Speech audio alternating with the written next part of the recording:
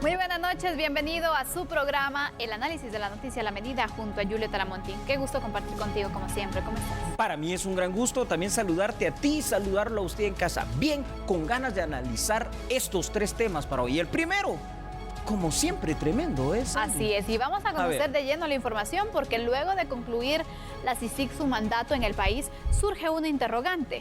Si debe este organismo rendir cuentas a los guatemaltecos. Analistas hablaron al respecto y esto fue lo que opinaron. Terminó la CICIG en Guatemala, pero los efectos jurídicos y los efectos económicos de esta intervención que sufrimos en el país, por supuesto que deben ser auditados desde los campos jurídico y del campo de vista económico. Es importante que la comunidad internacional, estos países que apoyaron con sumas multimillonarias de dinero estos 12 años de intervención que sufrimos en Guatemala, deben de auditarse.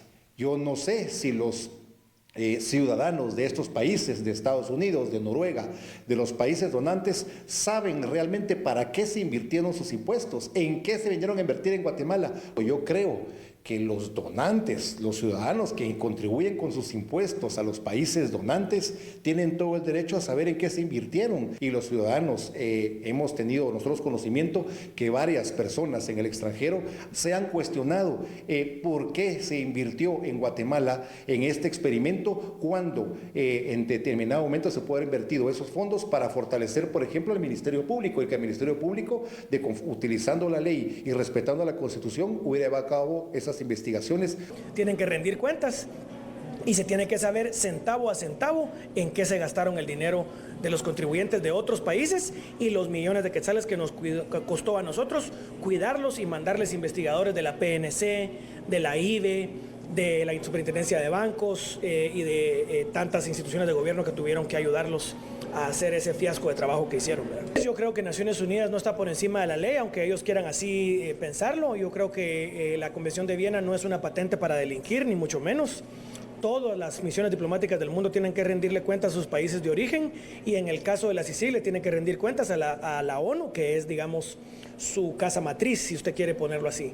Entonces yo creería que nos deben a los guatemaltecos mucho. Primero nos deben una disculpa pública por todas las aberraciones que hicieron, no estar gastándose cientos de miles de dólares en eventos en hoteles de 5 estrellas para ellos mismos ensalzarse a ellos mismos y cantar las glorias de la CICIG, que no son ninguna. El gobierno de Guatemala debería pedir una auditoría por canales oficiales a través de la Cancillería y cada uno de los 13 embajadores del G13, que es este grupo de países amigos, debería también pedir. Me parece que en Estados Unidos ya el senador Marco Rubio y me parece la Comisión Helsinki del Senado de los Estados Unidos ya pidió una auditoría de los 44 millones de dólares del donante más grande de CICIG, que fue los Estados Unidos, con el gobierno demócrata de Obama y de Hillary Clinton, y yo creo que lo mismo deberían hacer todos los países europeos. Mientras tanto, el Congreso de la República formará una comisión específica que analizará los gastos efectuados por la CICIG durante su mandato en el país. El primer secretario de la Junta Directiva del Congreso de la República, Estuardo Galdames, confirmó la creación de una comisión específica para investigar y analizar los gastos de la Comisión Internacional contra la Impunidad en Guatemala, CICIG, mientras su gestión. El Congreso de la República está integrando una comisión especial para poder analizar e integrar, como así también interpretar todos los oficios y todas las funciones que la CICIG tuvo en Guatemala mientras el establecimiento de su mandato. Vamos a investigar hasta el último centavo que invirtió la CICIG, porque de una u otra forma son fondos públicos. Que la ONU ayudó, que los países donantes ayudaron, de donde vengan esos fondos son fondos públicos. No hay fondos privativos en cuanto a la inversión y financiamiento de la CICIG. Por lo tanto, estamos ahorita en el Congreso en la búsqueda de las personas no solo idóneas, porque todos los diputados son idóneos, sino que verdaderamente los diputados que han tenido poca participación dentro del Congreso de la República de Guatemala para que sean los que integren esta comisión.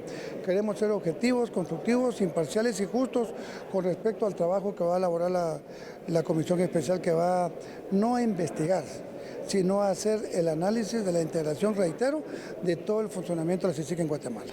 Serán 5 diputados los que formarán parte de esta comisión específica que aún no han sido seleccionados. Algunos congresistas también se refirieron al tema.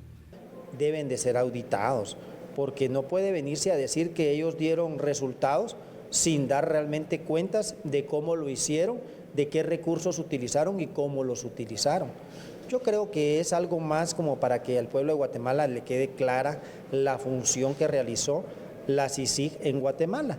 Ahora, si no lo hacen, pues lógicamente es como predicar y no convertirse, porque ellos lucharon contra la impunidad y la corrupción y no puede quedarse sin que el pueblo de Guatemala sepa qué hicieron ellos con los recursos y cómo utilizaron ese poder que un mandato les dio para iniciar investigaciones en contra de los guatemaltecos. Y hacer un inventario, un listado, una especie de comisión de la verdad de lo que vino a hacer CICIG a Guatemala, y eso incluye que rindan cuentas sobre todo el dinero que gastaron, porque si bien se lo dieron instituciones internacionales y países a la CICIG, eso tiene que contabilizarse en Guatemala, porque los presupuestos son únicos. Él no puede decir, yo le rendiré cuentas a Suecia.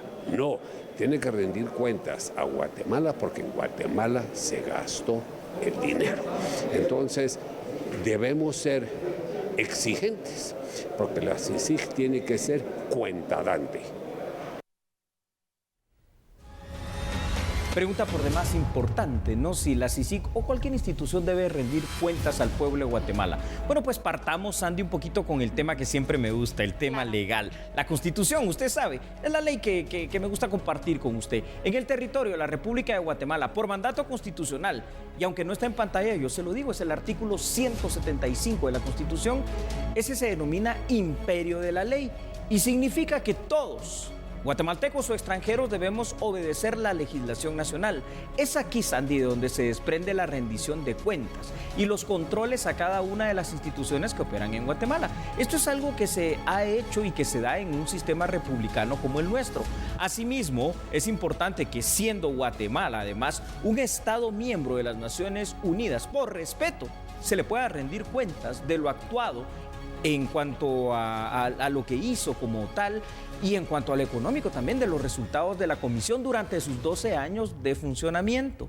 Inclusive, como bien mencionaban los analistas, ¿no?, el país que principalmente financió a CICIG fue Estados Unidos. En el gobierno de Obama, pues ellos básicamente dieron varios millones de dólares, pero en este momento álgido, en los últimos 2 años, el gobierno republicano de Donald Trump llegó a un momento en el cual retuvo los fondos de CICIG por lo mismo. Y cuando se habla, y con esto pues podemos empezar el análisis tú y yo, de que esto iba a llegar inclusive a una comisión, que es una comisión en Estados Unidos del Senado que estudia y que investiga casos de alta corrupción, como es la Comisión Helsinki. Bueno, esto se vuelve entonces imperativo de que haya una rendición de cuentas, porque no puede ser también que Naciones Unidas no le rinda cuentas a nadie. Entonces no hay respeto ni por sus donantes ni por el país receptor, que fue Guatemala. Antes de hacerte una pregunta, quiero que aclaremos algo y tú nos des todavía estos datos.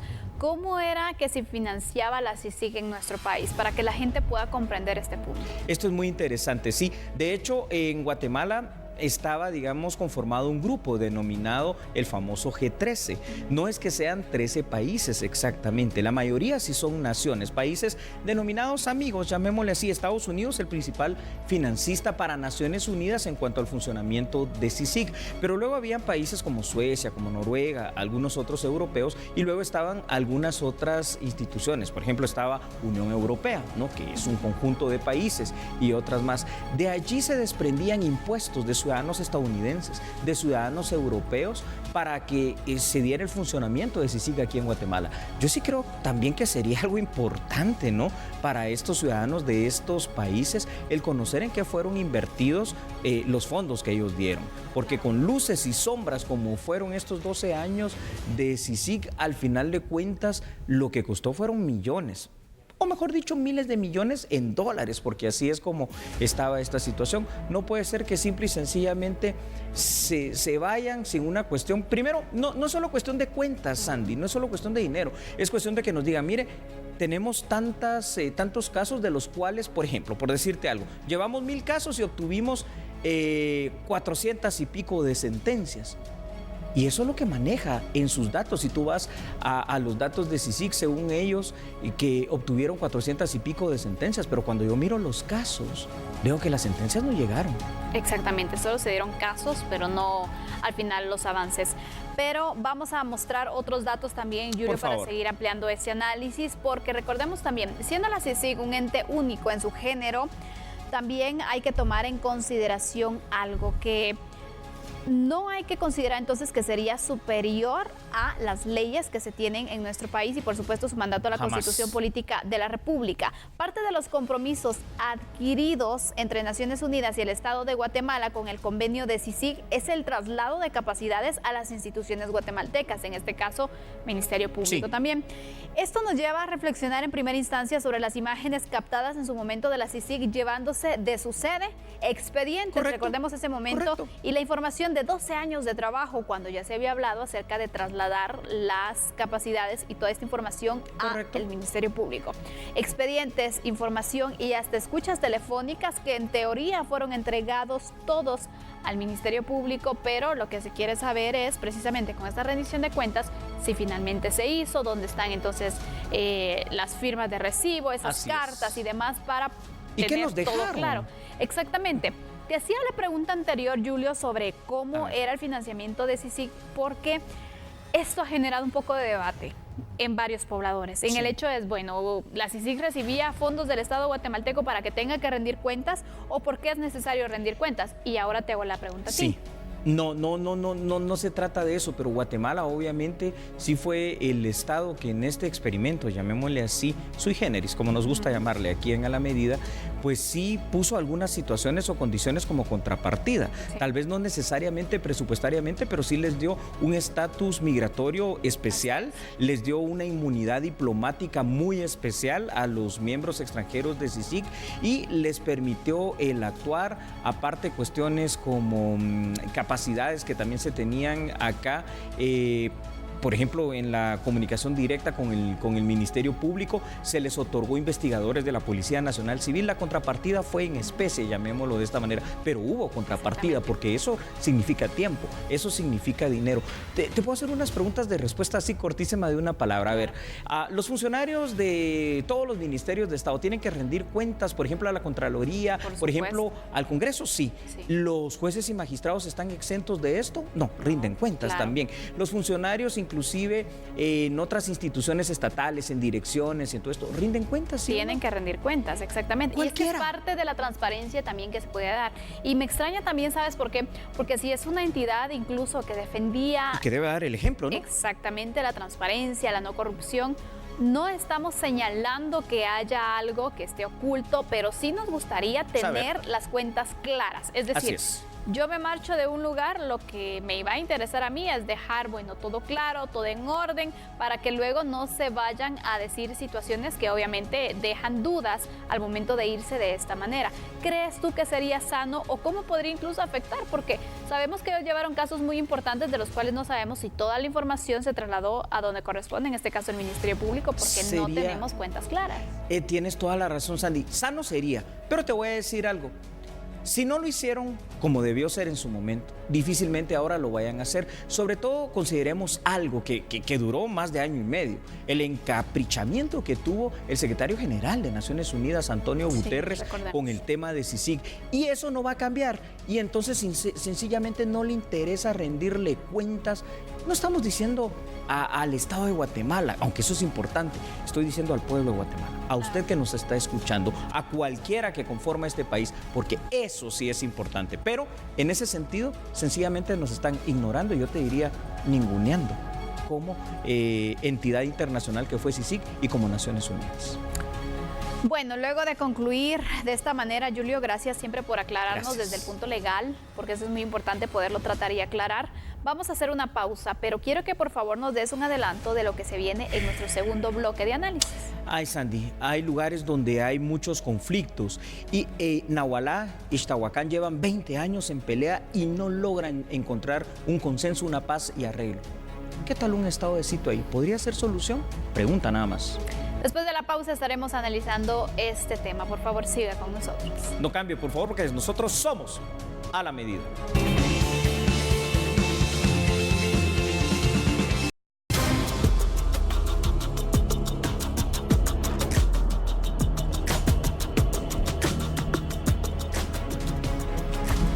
Bueno, recordemos que el conflicto territorial entre pobladores de Nahualá y Santa Catarina Ixtahuacán es algo que ha perdurado por mucho tiempo. A continuación le mostramos datos de lo que ha pasado en las últimas horas.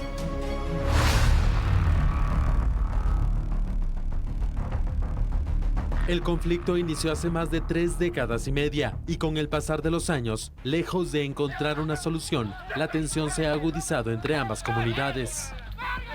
Históricamente, 4 aldeas de Nahualá y Santa Catarina Ixtahuacán se han disputado a muerte más de 9.500 cuerdas de tierra, que según los protagonistas, aún no están definidas a qué municipio pertenece. El conflicto lleva más de 35 años y pese a haber instalado mesas de diálogo tiempo atrás, la violencia sigue siendo la solución a sus conflictos. Durante el enfrentamiento de este martes, se escucharon disparos y se habló de muertos y heridos. No podemos determinar, pero no creo que sea solo 3. Hay varios e incluso hay muertos. Pero nosotros no podemos dar con luz de detalle, ya que nuestros compañeros están en el punto. O sea que no solo es un punto, porque están peleando el límite, entonces el área es bastante. Las comunidades de acá arriba son las que estestán sufriendo. Nosotros estamos acá gracias al apoyo de los compañeros de las otras compañías como Panajachel, Los Encuentros, también creo que Topol se ha hecho presente. No podemos dar nombres, como les digo, porque nosotros estamos aquí en la base, los compañeros están ya en el punto. Algunos pobladores sostienen que los encargados de abrir fuego son delincuentes que no viven en esa región de Sololá. Aseguran que los criminales están siendo contratados, pero aún desconocen quién es el autor intelectual. O sea, los que están contratando a la gente son de Santa Catarina Ixtahuacán. Son de Santa Catarina Ixtahuacán. Todos los que están contratando a esa gente son de Santa Catarina Ixtahuacán y vienen, según información, vienen de otros municipios. Son mareros. Más tarde, las autoridades confirmaron que las víctimas fallecidas habían sido 2 personas. 7 más están siendo tratadas en un centro asistencial por heridas provocadas por arma de fuego. Hay muchas pruebas allá también en Pachipac, en Pasaquim. Ahí sí hay balas que ellos tiran y ahí están perforadas las casas de balas también. Pueden ir a confirmar allá también que nosotros no estamos mintiendo, los que no están haciendo. Y eso ya no es justo, ¿verdad? Hay un Dios también que esperamos que Dios que nos ayude en esto. Que son 2 familiares míos que sí fallecieron. Uno que está aquí y otro que está allá todavía. Pero fallecido está allá todavía, no sabemos. También estaba allí, no han salido, se murió. Y tiene sus 2 niños, no sus 4 hijos. Y no lo han sacado allí, muerto allí, macheteado allí. Por eso queremos al gobierno que lo van a sacarlo allí. Sí, machetearon. Y no se puede sacarlo allí. No se puede sacarlo allí, estaban allí muertos. Sí, ya se puede avisarle allí que el gobierno que le mande, que alguien que puede sacarlo allí. Sí. Amigos televidentes. Lo peor del caso es que mientras las personas se disputan a tiros la pertenencia de las tierras, familias guatemaltecas deben llorar en un ataúd a las víctimas que han quedado en medio del fuego cruzado. Si existió algún avance en las mesas de diálogo, acá un claro ejemplo que los avances no han sido muy productivos. La policía aún no ha logrado ingresar a la zona de disparos y muchas familias han tenido que evacuar por miedo a ser víctimas colaterales. El territorio en disputa y conflicto es tierra de nadie.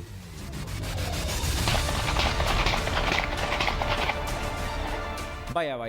Es que cada vez existen más conflictos, pero también existen distintas formas, alternativas, escuche usted, de solucionarlos. Estos son los denominados mecanismos alternativos de resolución de conflictos. Teóricamente, estos mecanismos encontramos, por ejemplo, la negociación, la mediación y el arbitraje, entre otros, porque hay muchísimos.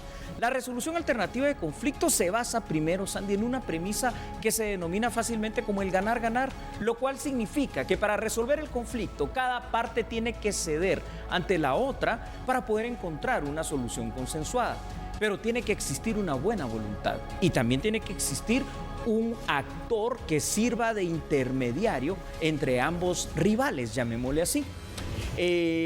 Ahora, de manera objetiva, creíble, imparcial, tiene que actuar este interlocutor, que parece ser que tampoco se ha encontrado. Pero aquí hay algo, dos cosas tal vez que yo quiero dejar sobre la mesa para que analicemos, Sandy, en este instante. Número uno, no me parece que después de 20 años el conflicto sea únicamente por tierra. Es que no tiene ninguna lógica que se maten hoy 8 muertos en apariencia.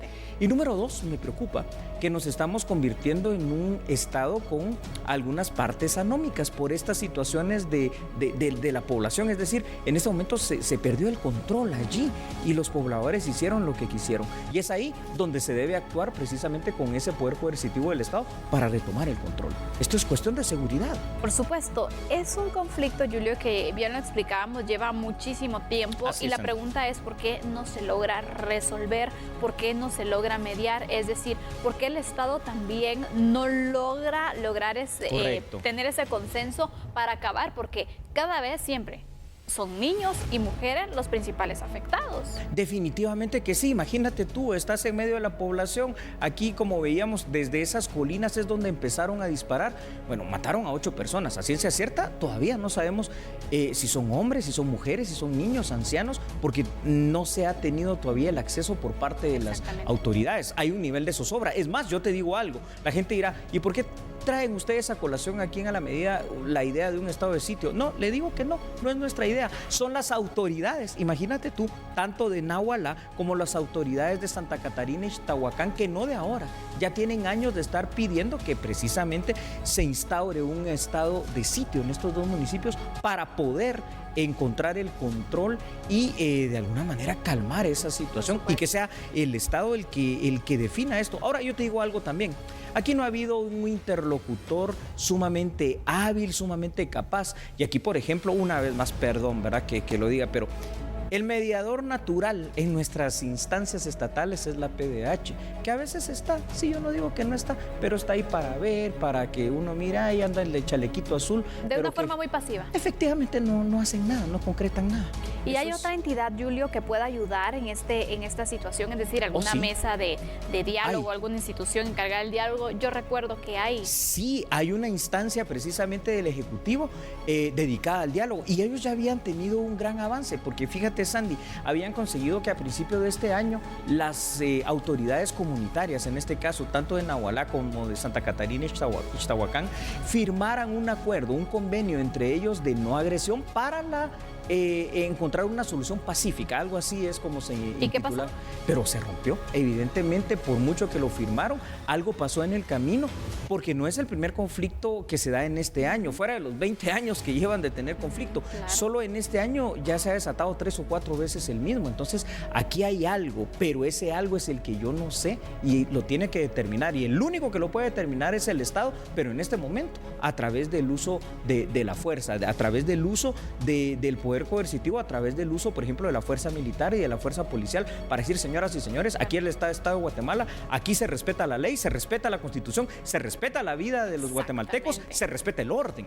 Tenemos otros datos, Julio, para seguir analizando esta situación que es preocupante. Perfecto. Hablemos de este conflicto que en teoría es territorial entre Nahualá y Santa Catarina, Ixtahuacán. Lleva más de 20 años de ser continuo y permanente y de costar vidas humanas como en esta jornada. Pareciera ser que el interés no es solamente de las tierras. Correcto. ¿Por qué se lo decimos? Bueno, porque es difícil encontrar una explicación para que no se ha encontrado aún una solución en tantos años de supuesta negociación. Los hechos de hoy nos muestran que estamos de frente a otro territorio anómico, es decir, sin control estatal, lo cual representa una amenaza muy fuerte en el tema de seguridad. Si la amenaza es fuerte y no existe otra alternativa de solución, una posibilidad más puede ser el poder coercitivo, como ya lo apuntaba Julio Talamonti, del Estado a través de una imposición de un estado de sitio. Pero ¿qué tan funcional podría ser también? A ver, evaluemos. Por ejemplo, estado de sitio ya hubo entre otros municipios que también viven en eterna rivalidad, Tajumulco, ¿verdad? Y Xihuán en San Marcos. Estado de sitio lo estamos viviendo ahorita, por ejemplo, en lo que está pasando allá en Izabal, y realmente son 22 municipios los que están en lo mismo. Ya se han tenido ciertos resultados. Y tampoco significa una militarización, tampoco significa que se estén irrespetando los derechos humanos, sino que se trata de poner orden. Yo creo que si las cosas no cambian, una de las medidas reales a considerar a muy corto plazo podría ser ese, Sandy, y ver de qué manera ya esta gente logra vivir también en paz, porque si no, qué terrible, ¿no? Vives literalmente en un infierno, en un polvorín todos los días.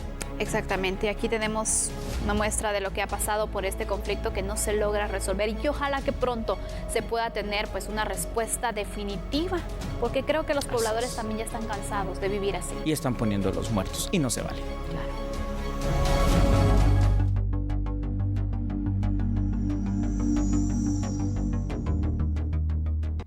La próxima semana será la primera declaración de Patricia Guzmán, capturada y señalada por la compra irregular de un edificio de 35 millones de quetzales que autorizó la exfiscal general Telma Aldana. La Policía Nacional Civil el viernes 13 de este mes reportó la captura de Patricia Beatriz Guzmán Rivera, exdirectora administrativa del Ministerio Público, durante la gestión de la jefa de la entidad, Telma Aldana. La exfuncionaria fue capturada por los delitos de abuso de autoridad y fraude. Según la investigación preliminar, los ilícitos los cometió al participar en el proceso irregular para la compra de un edificio valorado en 35 millones de quetzales durante la gestión de la exfiscal general Telma Esperanza Aldana. El inmueble tuvo una sobrevaloración de 3 millones de quetzales según la investigación de la Fiscalía de Asuntos Internos. En el juzgado 11º de lo penal a cargo de José Eduardo Cojulum, a Patricia Guzmán se le notificó que su primera declaración será el 24 de septiembre a las 8 de la mañana. En la diligencia, el Ministerio Público también acusará penalmente a Lourdes Leighton por el delito de apropiación indebida de tributos. En este proceso, la Fiscalía de Asuntos Internos pidió la captura del exfiscal general y jefe del Ministerio Público, Telma Esperanza Aldana Hernández, por abuso de autoridad y fraude.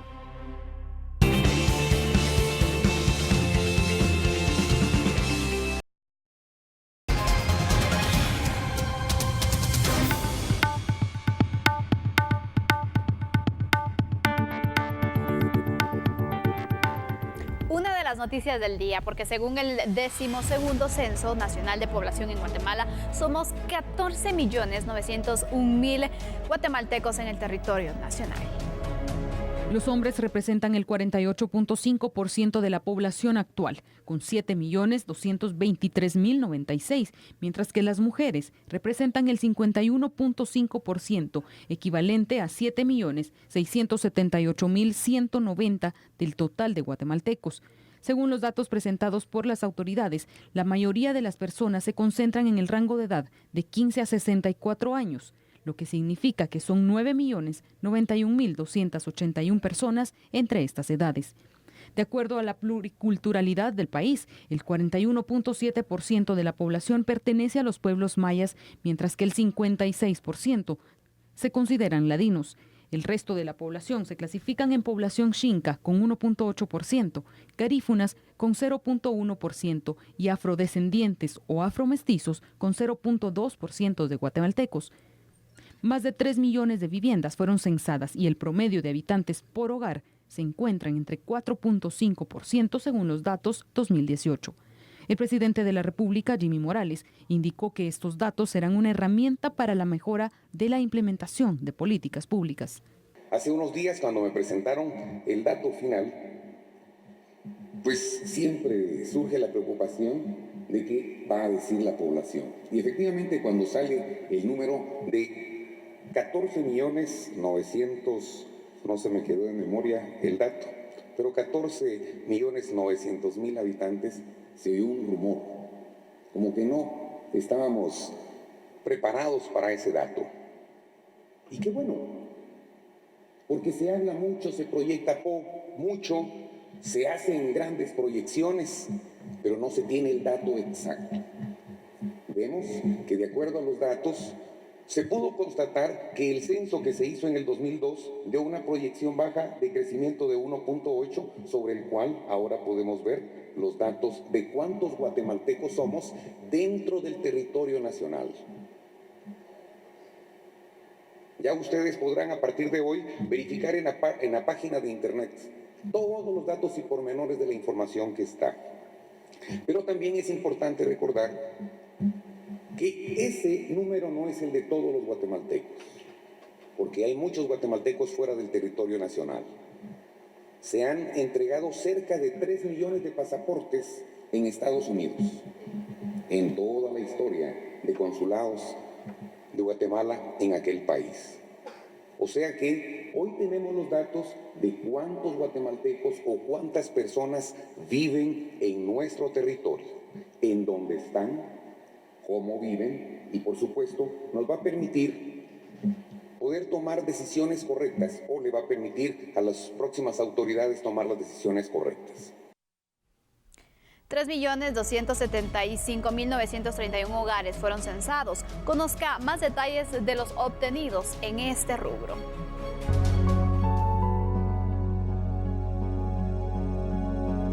$24 de cada 100 hogares censados tienen como jefe de familia a una mujer y el 75% lo lidera un hombre, según los resultados finales del Censo Nacional de Población y Vivienda.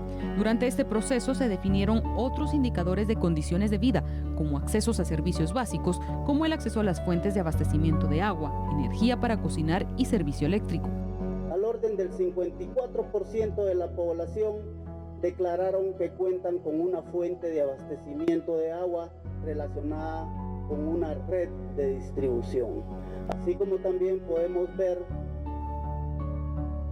que respecto a la fuente de energía para cocinar, un 54.4% de los hogares aún utilizan leña, un 1% electricidad y un 0.8% gas corriente.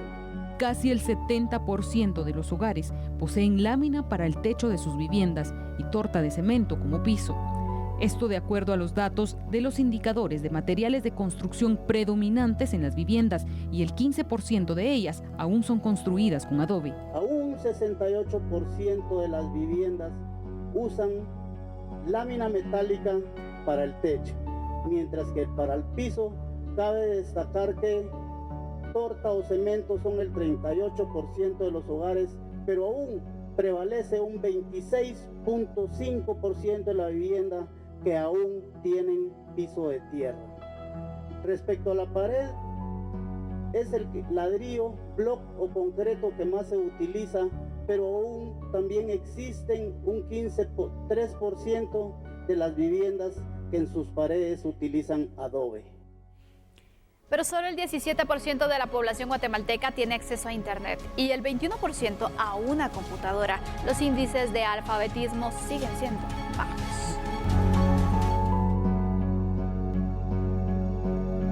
La información que resulta de los indicadores para medir condiciones de vida en los temas de tecnología, información y comunicación señala que el 83% de la población guatemalteca carece de acceso a Internet y solo 21% posee una computadora. Pero el 70% de los guatemaltecos tiene un televisor y el 65% posee un radio como medios de información. Otro de los indicadores muestra que la tasa de analfabetismo continúa baja. 18.5% de la población es analfabeta. Sin embargo, en los últimos 16 años ha subido un 10% el total de la población alfabeta del país y actualmente ha alcanzado el 81.5%. De este total, el porcentaje de hombres es levemente mayor al de las mujeres, es decir, en el país existen más mujeres analfabetas que hombres. Los índices más bajos de alfabetismo se concentran en los departamentos de Alta Verapaz y Quiché, mientras que Zacatepeques, Guatemala y Escuintla son los departamentos con mayor porcentaje de personas alfabetas. Qué bueno, ya tenemos resultados del censo. Somos 14.276.276 habitantes guatemaltecos, ¿no? Según lo que nos ha dado precisamente el INE. Y bueno, de esta manera es que damos a conocer los datos que ha compartido el INE, porque somos 14.901.286 habitantes guatemaltecos, según lo da a conocer el INE. Lo primero que llama la atención en el resultado oficial del censo es que quizá en el imaginario popular se pensaba que la cifra iba a ser mucho mayor. Sin embargo, pues lo que se da a conocer este dato que le hemos dado, pero sobre todo hay que saber interpretar o razonar la información que el censo arrojó, y aquí se pueden desprender varias hipótesis. En primer lugar, que quizá nuestra tasa de natalidad no es tan alta como comúnmente se piensa. También hay que contar otra variable que es una realidad desde la década de los 80, que es la migración. Pero me gustaría que iniciáramos con ese análisis. ¿Cómo podríamos interpretar o por qué los resultados apuntan a algo diferente a lo que quizás imaginabas? Algunos pensaban, bueno, pueden ser 16, 17 millones, pero el INE dice son 14. Hasta 20 pudieran ser, pero es una variable muy interesante. Número uno, que bueno, altamente positivo, ya tenemos un censo.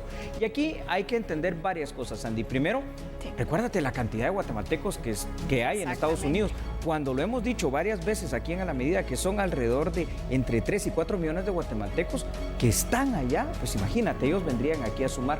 Pero también hay otras variables que, si tú me lo permites, quisiera compartir, porque hay problemas sociales que generan que este censo pueda dar estos resultados reales. Estos tipos de factores sociales que pueden influir para entender estos resultados del censo pueden ser, por ejemplo, los altos índices de desnutrición crónica, que aunque un niño nace y es parte de la estadística, está destinado a morir.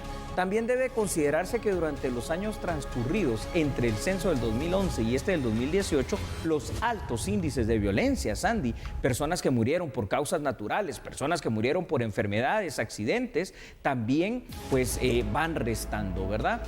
Conclusiones importantes para entender este sorprendente, te diría yo, para ponerle un epíteto, resultado del censo, entre otras, pueden ser las siguientes. La migración, resulta ser que también tenemos que ver que esa variable es mucho mayor de lo que pensamos en el impacto, y consecuentemente entonces la tasa de natalidad realmente no es tan alta como hemos pensado durante todos estos años o lo hemos imaginado. Prácticamente podemos decir que somos casi 15 millones de guatemaltecos, fuera de los que viven en Estados Unidos, pero que las proyecciones que tal vez nosotros teníamos en su momento en nuestra mente no son las que dio el censo. El censo dio resultados muy impresionantes, el tipo de vivienda, los tipos de hogares y hasta las cuestiones idiomáticas. ¿Sabes qué me llamó mucho la atención? Bueno, dos cosas. Saber que primero, nuevamente las mujeres, ustedes siguen dominando, definitivamente son la mayoría, el 52%. Y el tema, por ejemplo, de poblaciones de minorías, 0.01 afrogarífunas. Qué poquito.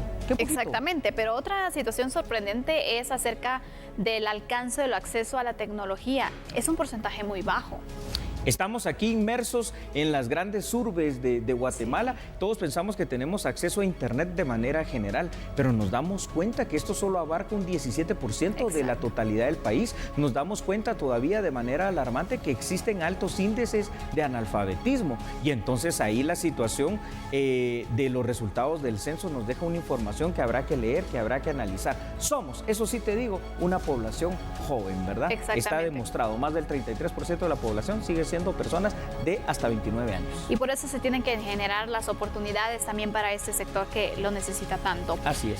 Bueno, este ha sido el resultado, lo hemos desglosado también, los resultados del Censo de Población y Vivienda que ha presentado hoy el INE, y de esta manera vamos a ir a una pausa, Julio. Volvemos con otras noticias. Me parece, claro que sí. No cambie, por favor.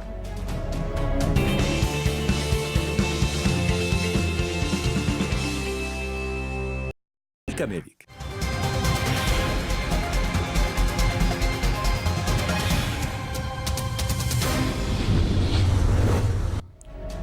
Luego que la Corte de Constitucionalidad anuló el trabajo de las comisiones de postulación y ordenó iniciar nuevamente el proceso para elección de magistrados a la Corte Suprema de Justicia y Sala de Apelaciones, los diputados al Congreso de la República se pronunciaron al respecto. Mire, yo lamento mucho ese tipo de decisiones.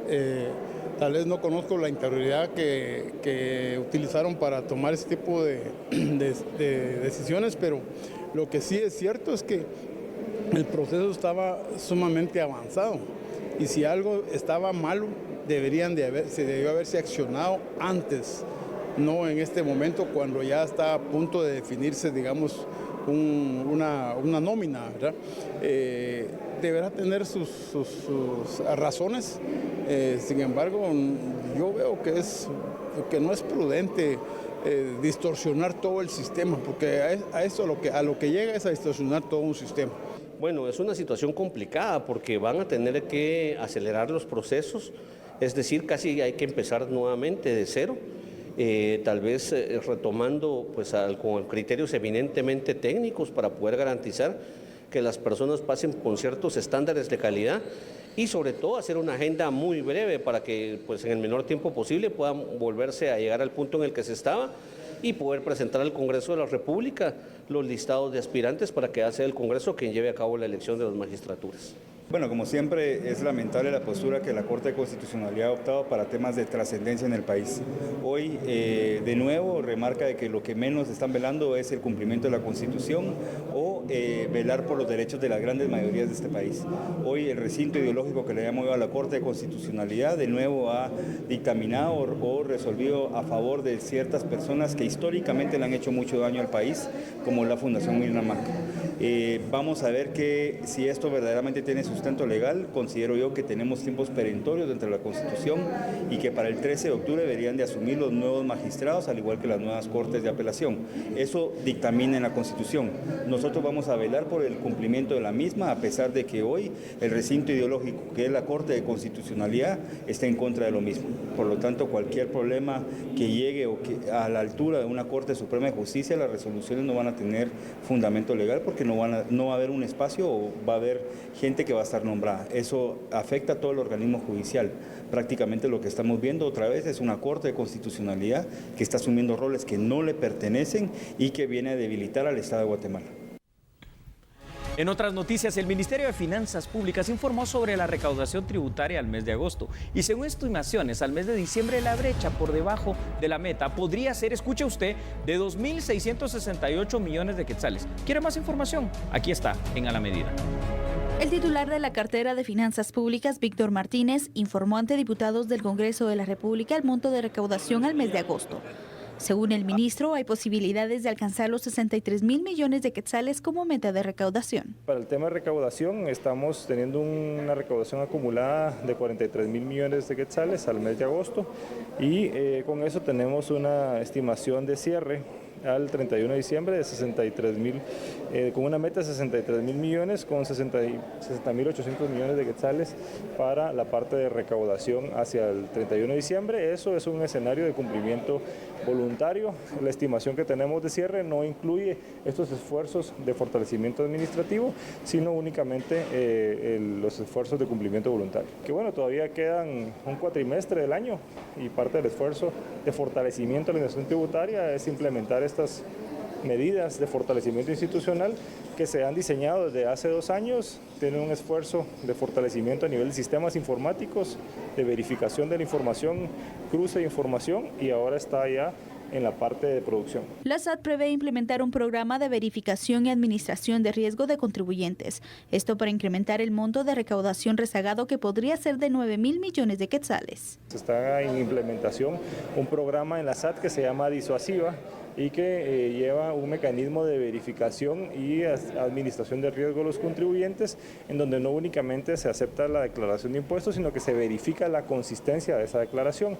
De esa cuenta se ha encontrado que hay cerca de 9.000 millones de quetzales sin inconsistencias en declaraciones en donde los contribuyentes han declarado proveedores y los proveedores no han generado la facturación debida. Eso se va a estar haciendo las notificaciones correspondientes en el transcurso del año y en el transcurso de este mes, y esperamos que eso pues llegue a fortalecer la cultura de cumplimiento tributario y que se puedan acercar los distintos contribuyentes a pues hacer efectivo su obligación tributaria. Al mes de diciembre la brecha por debajo de la meta de recaudación es de 2.668 millones de quetzales como estimación. Ha llegado el momento de despedirnos e invitarlo para mañana a las 9 de la noche, A la Medida, con permiso. Gracias, buena noche. Chao.